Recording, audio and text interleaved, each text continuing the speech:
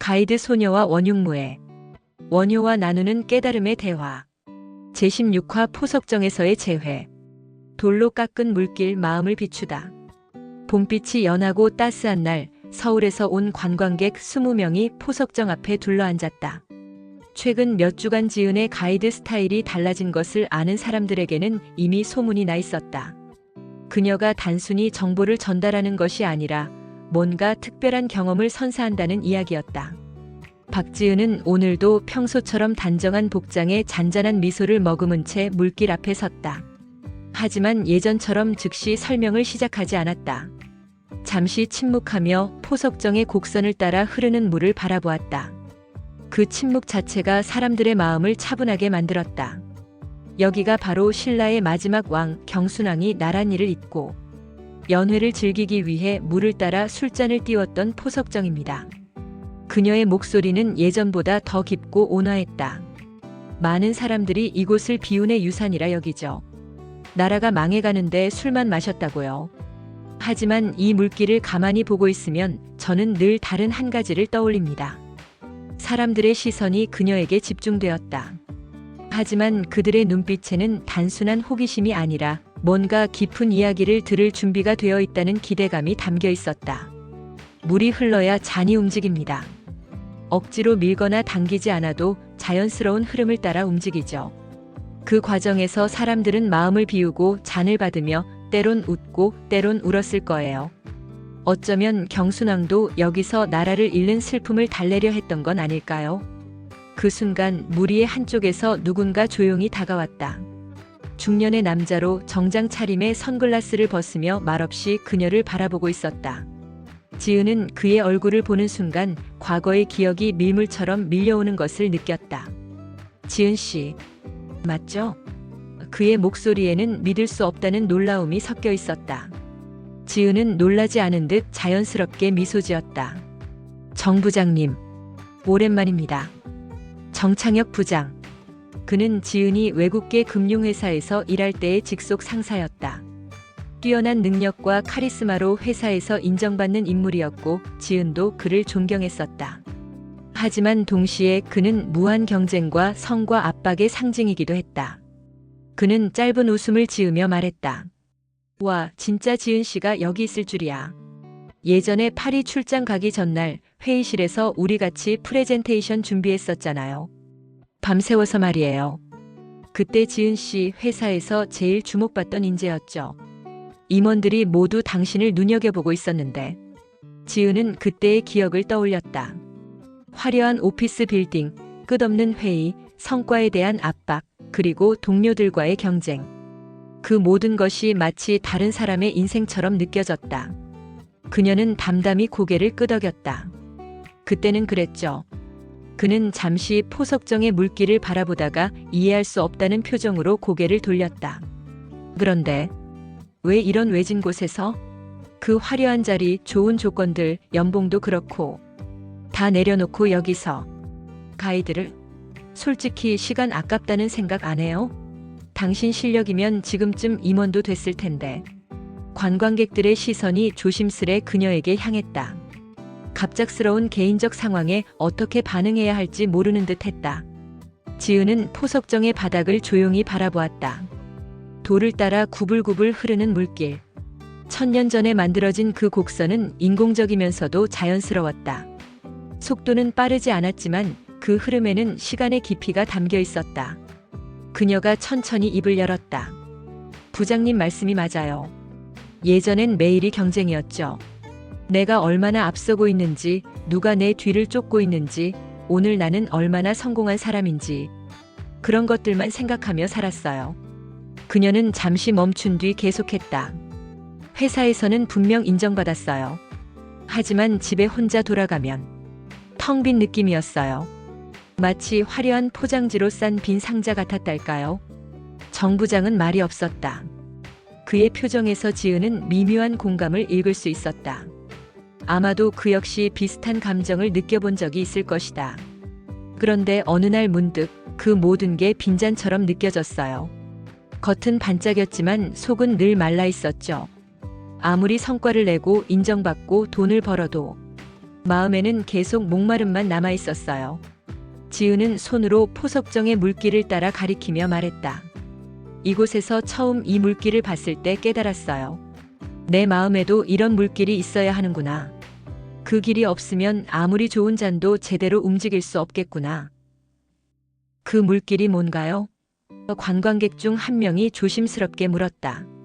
고요함이요. 그리고 자비심. 예전에는 항상 무언가를 얻으려고만 했어요. 더 많은 성과, 더 높은 지위, 더 많은 인정. 하지만 지금은 무언가를 주려고 해요.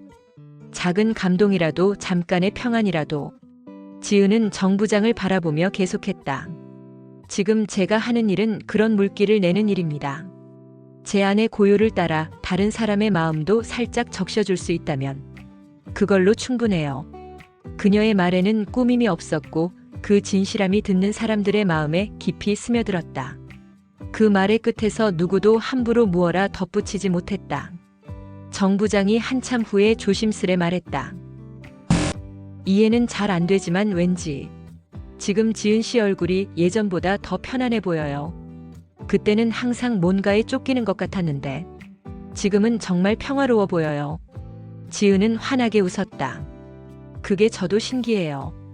화려하던 시절엔 늘 거울을 보며 내 모습을 확인했는데 지금은 거울이 없어도 마음이 늘 잔잔해요. 마치 맑은 호수 같달까요?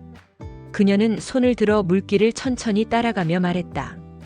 이 돌길 1000년 전에도 술잔을 흘려보냈고 지금도 그대로 흐르고 있어요. 흘러가는 건 다 사라질 것 같지만 실제로는 그 흐름이 지나간 자리에 남는 것이 있어요. 바로 마음의 결이에요. 또 다른 관광객이 물었다. 마음의 결이라는 게 정확히 뭔가요? 사람과 사람 사이에 흐르는 보이지 않는 연결고리요. 사랑, 이해, 공감, 자비. 그런 것들이 만드는 흐름이에요. 돈이나 지위는 가져갈 수 있지만 마음의 결은 영원히 남아요. 정 부장은 천천히 고개를 끄덕였다. 지금 이 순간 뭔가 제 안에도 그런 흐름이 생긴 것 같아요. 평소 같으면 이런 얘기를 들어도 좋은 소리로만 넘겼을 텐데 오늘은 왜 이렇게 마음에 와닿을까요? 지은은 부드럽게 답했다. 그 흐름은 원래 누구 안에나 있어요. 다만 너무 바쁘게 살다 보면 그걸 느낄 여유가 없을 뿐이죠. 잠시만 멈춰서 귀 기울이면 누구나 자신만의 물길을 발견할 수 있어요. 한 젊은 여성이 말했다.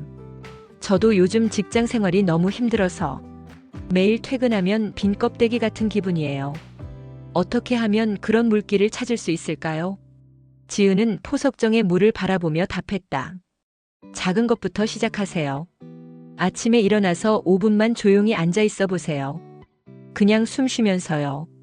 그리고 하루에 한 사람에게라도 진심 어린 관심을 보여주세요.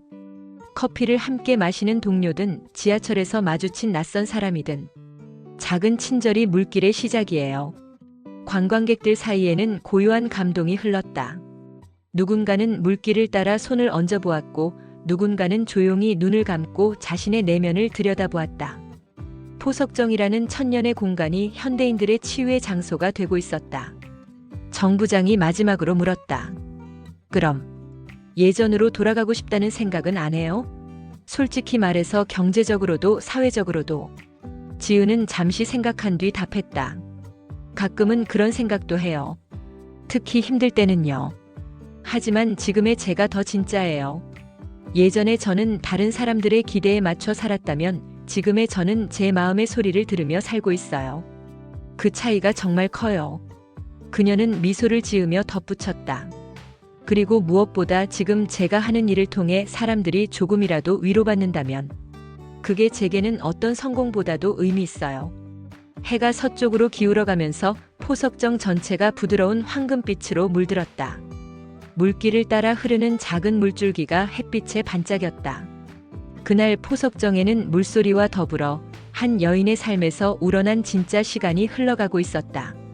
그리고 그 흐름 속에서 20명의 사람들이 각자 자신만의 깨달음을 얻고 있었다. 관광을 마치고 돌아가는 길에 정 부장은 지은에게 조용히 말했다. 오늘 정말 많은 걸 느꼈어요. 저도 돌아가서 제 마음의 물길을 찾아봐야겠어요. 부장님도 분명 찾으실 거예요. 이미 시작되었으니까요.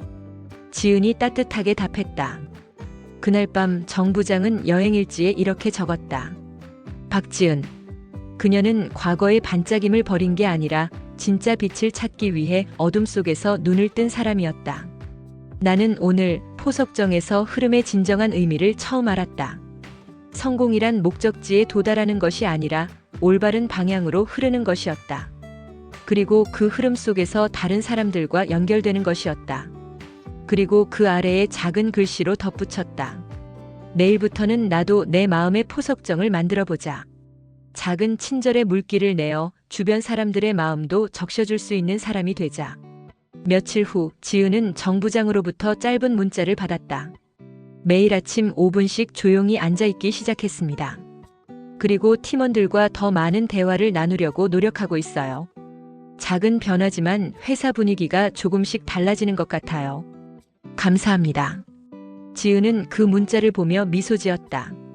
포석정의 물길이 서울의 한복판에서도 흐르기 시작한 것이다.